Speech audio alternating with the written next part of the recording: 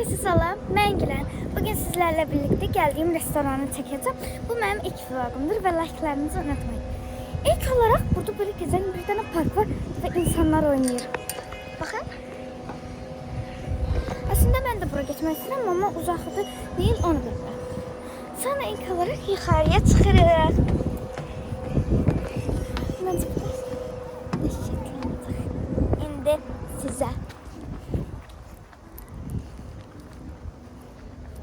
Şimdi size manzarayı göstereceğim.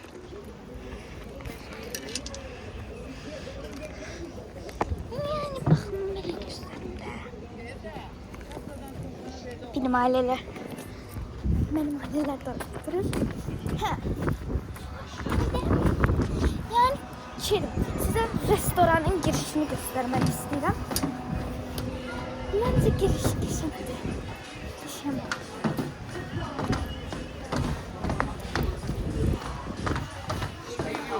Bildirimlerinizi göstereyim.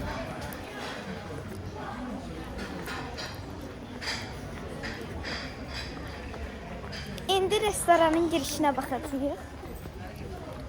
Restoranın girişi bence Allah yeridir. Restoranın girişi mesela.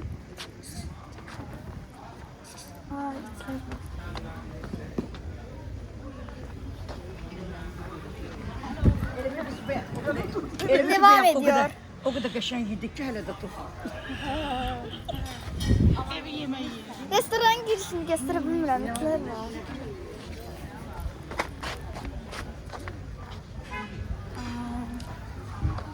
Neyse ben size buralar bakalım.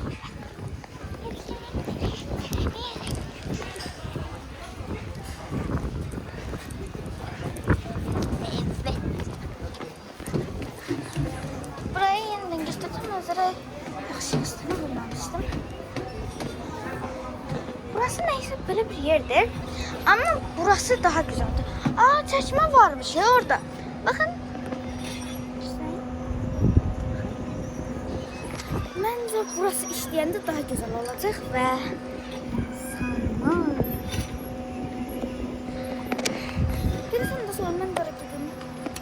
Aynı yerinde ama uzaktı değil. Onu ben anlayamadım. Neyse. Şey göstereceğim ama yukarı bakımda yani insanlar geldi. Evet.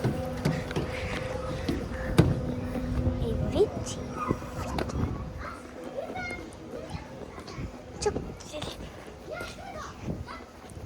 Tövbe.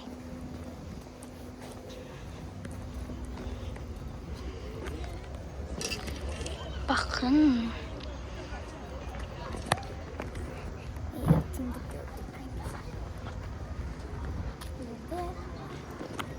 Buralar çok güzeldir.